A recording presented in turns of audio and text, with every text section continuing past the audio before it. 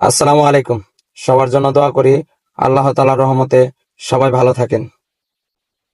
সবাই মিথ্যা থেকে দূরে সরে যাবেন। মিথ্যা কোনো সময়ই মিথ্যা থাকবে না।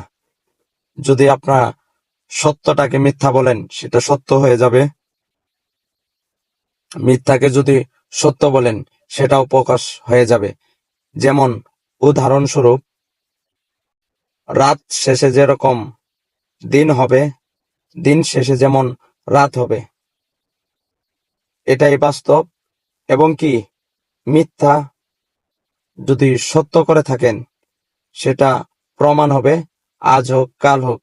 এই দুনিয়ার ভিতরেও যদি না হয়, কাল কিয়ামতের দিন আল্লাহ ঠিকই প্রকাশ করবে এবং কি আপনাকে সেটা শোনাবে।